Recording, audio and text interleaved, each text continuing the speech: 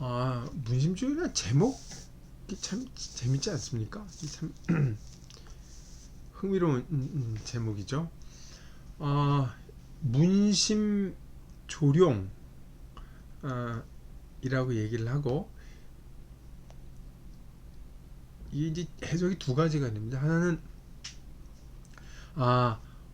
문학적인 마음, literary mind죠. 문학적인 마음이 용을 새긴다, 이렇게 되는 거죠. 하나 센텐스로 읽을 수 있어요. 문학적인 마음으로, 이렇게 되는 거죠. 문학적인 마음을 써서, 문학적인 마음을 기울여서 용을 새긴다. 아니면 문학적인 문학적인 마음의 효과가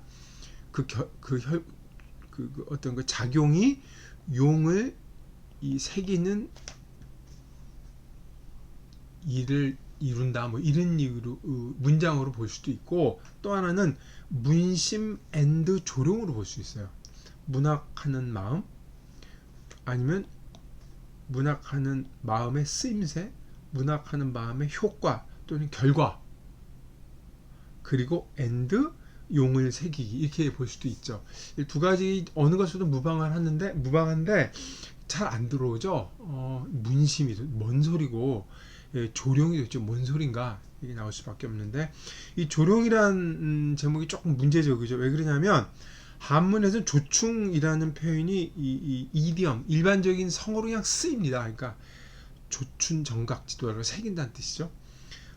벌레를 새긴다는 말 아니에요. 벌레를 새기다. 이거는 문학적 재능, 기술이죠. 크래프트. 문학적 기술을 수식하고 장식하고 꾸미는 데 쓰이고 있다라고 하는 측면에서 볼 때는 되게 부정적인 용어로 쓰이고 있는데, 이 충의 왕이 누구죠? 충의 왕, 아니면 충의 으뜸가는 장이 누구죠? 용입니다. 용. 벌레라고 이상하네. 여기 조충이라고 그래서 이제 아로새긴다, 꾸민다, 조각한다, 이런 뜻인데, 벌레를 조각한다는 부정적인 뜻이었는데, 이건 용이라고 해서 충을 용으로 바뀌었죠. 그래서 이 부정적인 용어를 용이란 말을 바꾸면서 긍정적인 어휘로 쓰려고 노력하는 게 조룡이라는 제목이 들어가 있어요. 그러니까 그때까지 갖고 있는 문학적 관습, 문학적 전통에서는 조충이라는 단어가 안 좋았는데, 조룡이라고 말을 바꿈으로써 이 뭐라 그럴까, 장식적인 모습, 꾸미는 것, 아름다운 뭐라 그럴까, 수식하는 말, 이런 것들이 나쁜 뜻만은 아니라는 거를 조룡이라는 말에 담은 거죠. 근데 그 전제 조건은 반드시 문심이에요. 문심. 오늘 이제 원도를 읽다 보면 문심이라는 게 무슨 뜻인지 아마 들어갈 거예요. 문심이라는 말 되게 멋진 말이지 않습니까? 문학하는 마음, 문학하는 마음을 쓴다, 아니 문학적인 심성, 여러 가지로 해석이 될 수 있는데, 절대 그렇게 해석이 될 수 있는 말이 아니라는 걸 오늘 제가 그것만 하나만 가르쳐도 말이 될 것 같아요. 이따 그 부분 자세히 보도록 하겠습니다. 그래서 제목이 재밌죠. 문심조룡. 작가는 협자가 어렵죠. 유협이라고 있습니다. 양서의 유협전이라고 있어요. 유협전이 있는데, 이 사람은 젊은 시절에 그 스님에게 뭐라 그럴까, 의탁을 해서 정림사라는 절에서 생활을 했는데, 이 정림사가 이 뭐라 그러죠, 그 서적을 굉장히 갖고 있던 절이었어요. 그러니까 이 절에서 중은 아니었고, 생활을 하면서 거기서 문리가 다 트이고 문장에 대해서 정통하죠. 그래서 이 경전에 대해서 약간 지식을 갖게 되죠. 그리고 이제 문심조령을 이 사람이 썼는데, 이 사람이 문심조령을 쓴 이유는 벼슬을 얻으려고 그랬던 거죠. 당시는 글 쓰는 사람이 할 일이 벼슬 하려고 하는 거죠. 나쁜 뜻이 아니고, 지금 대학 가면 다 취직하려고 그러잖아요. 그거와 비슷하다고 얘기해야 되나? 아니죠. 그것도 비슷하진 않죠. 이건 어쨌든 공적인 일을 하는 거기 때문에, 벼슬은 우리 취직하는 건 잘 살고 잘 먹기 위해서고, 이거는 공적인 일을 하는 거기 때문에 공공성이 크죠. 그래서 정림사에서 이제 보냈는데 이 문심조령을 쓰고 나서 심약이라는 사람에게 인정을 받습니다. 그래서 원하는 대로 벼슬자리를 얻죠. 심약은 이 당대 남조 시대의 문학을 대표하는 사람 중에 하나입니다. 이게 엄청난 사람이에요. 이 심약이라는 사람이. 제가 말씀드렸다시피 문학사를 보면 이때 문학사에서 굉장히 중요한 일이 벌어지는데 당나라 때에 우리가 절구나 율시라고 하는 정영시가 이때 이제 당나라 때 이 고정이 돼서 정영시가 많이 완성이 돼서 당나라가 이 중국 시문학을 대표하는 인류에게 아주 위대한 유산을 남겨주는데 이때 이 정영시가 이 성립이 돼서 이 뭐라 그럴까 문학 장르로서 안착을 하려면 성률 그 문장의 리듬감과 라임을 밟을 수 있는 그게 이제 확고하게 성립이 되지 않으면 그거에 대해서 이 정형시가 성립할 수 없습니다. 중국 시나 서양 시는 그 라임 문장의 리듬감과 미터와 라임이라고 하는 운이라고 하는 개념이 있죠. 우리나라는 운이 개념이 없습니다. 그래서 이 정형시라는 개념 반드시 운의 개념이 있어야만 성립을 하는데 심약이라는 사람이 성률론이라고 해서 운의 개념을 확립시킨 사람이에요. 엄청난 사람입니다. 그래서 대단한 사람이죠. 이 문단을 주도를 했고 그래서 이 우리나라 시는 대부분이 그 자유시이기 때문에 정형시의 개념이 굉장히 약해요. 정형시의 개념하면 답답하다는 느낌을 갖고 있는데 그건 좀 문제가 있죠. 그래서 서양에는 정형시가 굉장히 성하고 이게 뛰어나기 때문에 정형시에서 벗어나 산문시라는 개념이 그래서 나온 거예요. 정형에서 벗어나 운을 밟지 않고 산문시가 있고 정형시, 산문시, 자유시 이렇게 이제 이 시의 다양한 모습을 보이는데 우리나라는 뭐 기본적으로 자유시죠. 라임의 개념이 약하기 때문에 그럴 수 다른 면이 있죠. 어쨌든 심약은 그 당시에 최고의 문학가 중에 한 명이었고 성률론으로 이 후대 이 부류의 이름을 남긴 사람이죠.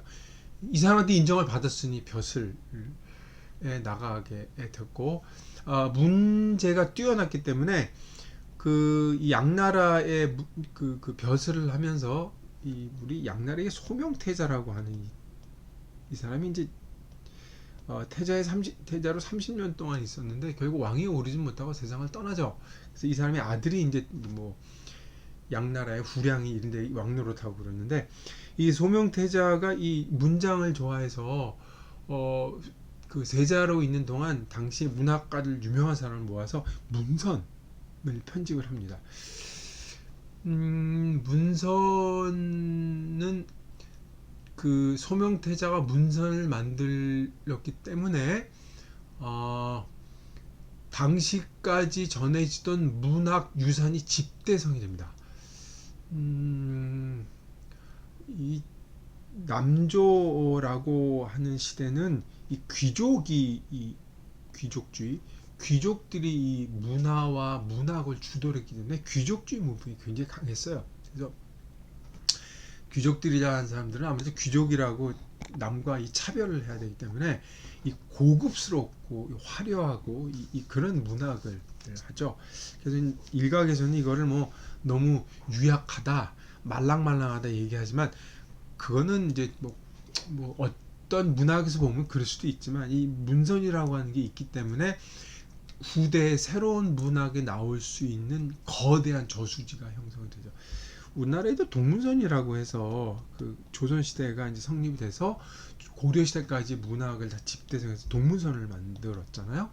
근데 이 동문선도 훌륭한 선집이지만 중국의 문선은 정말 이게 없었으면 중국 문학사가 아주 빈약해질 만큼. 그리고 이제 그 문선에는 시문이 다 들어가 있는데 시만 따로 모아서 옥대 신형이라고 하는 게 남조 시대에 또 편집이 돼요. 그러니까 문학사로 보면 남조가 상당했던 시대라는 걸 알 수가 있죠. 그래서 유협은 문선 편집에도 참여를 하고 재미있는 건 귀족주의 문풍이 성행하던 시대였고 심약도 그 중에 한 사람이었는데 유협은 다행인지 아니면 뭐 불행인지 정림사에서 생활을 했기 때문에 귀족주의 문풍의 영향을 별로 받질 않았어요. 이게 상당히 흥미로운 사실 중에 하나인데 전혀 없냐? 뭐 그렇게 얘기하면 저도 확언할 수 없지만 어쨌든 문장이 좀 달라요. 그건 얘기할 수 있을 것 같습니다. 그리고 이제 말년에 그 정림사에서 이제 그 자기를 돌봤던 스승이 돌아가시고 거기에 남았던 그 장경 그 경전을 정리해야 된다고 이제 절로 들어가겠습니다 하고 이제 얘기를 해서 황제의 윤허를 받고 절에 들어가서 그 편집을 하다가 이제 세상을 마쳤다고 해서 아주 간단한 전이 유협전에 들어가 있는데 그 문심조령에 대한 커멘트를 빼면 사실 몇 줄 안 돼요. 전기라고 하기에도 너무 그렇긴 하지만 어쨌든 이 전이 있다는 것 자체가 되게 기억해 둘 만한 사실이겠죠. 이 정도만 되면은 얘기할 게 또 많은데 문심조령에 대한 기초 지식은 대충 알 수 있을지 않다 이렇게 생각을 할 수 있습니다. 이 문심조령이 겨냥하고 있는 문학관 중에 하나가 일종의 자연이에요. 자연이란 말이 오늘 나올 텐데 이 자연을 네이처 우리가 번역을 하지만 스스로 그러한 거죠. 근데 우리는 자연이라고 생각하면 소박하고 자연 그대로의 모습이고 어떤 그런 꾸미지 않은 그런 거를 이제 생각하기 쉬운데 이 자연이라는 개념이 생각처럼 간단치가 않습니다. 그 개념이 얼마나 복잡하고 단순치 않은지를 오늘 원도에서 보여주고 있는데, 우리가 생각하는 자연주의가 얼마나 소박하고 남이 해주는 뻔한 말에 물들어 있는지를 여기서 알 수가 있죠. 또 하나 이제 여담으로 말씀을 드리자면, 중국에는 그 홍루몽이라고 하는 어마어마한 소설이 있죠. 참 대단한 4대 교사라고 얘기하는데 진짜 어마어마한 책입니다. 길이도 길고 진짜 대단한 책이죠. 홍루몽이 청나라 때 나오고 나서 이 홍학이라는 말이 성립할 만큼 이 홍루몽 하나만으로도 대단하죠. 제가 왜 홍루몽을 말씀드리냐면 제가 아는 정보는 약간 낡긴 했는데 90년대까지 중국에서 아마 전 세계를 다 포함해도 마찬가지일 거예요. 가장 많이 나온 논문인 첫째가 홍루몽이었어요. 그리고 두 번째가 이 문심조령입니다. 그러니까 홍루몽은 문학 작품이고 문심조령은 문학 이론서인데 문학 이론서는 그 이전에는 어떤 연구소보다 독보적인 연구 성과를 내고 있는 거죠. 90년대 그러니까 벌써 한 세대가 다 가까워지는데 지금은 어쩐지는 모르겠어요. 어쨌든 엄청난 축적이 돼 있고 서양에서도 문심조령을 가지고 박사 논문이 상당히 나오고 있어요. 제가 늘 이걸 착각하면 안 되는데 우리나라가 지금 중국도 그렇고 일본도 그렇고 일본 말할 것도 없죠. 이 서양에서도 문심조령의 전체 번역이 다 돼 있고 상세한 주석이 맺혀져 있고 이거는 박사 논문이 상당히 나오고 있어요. 이 연구가 그만큼 진행이 됐다는 얘기죠. 이 부분을 염두에 두실 필요가 있을 것 같아요.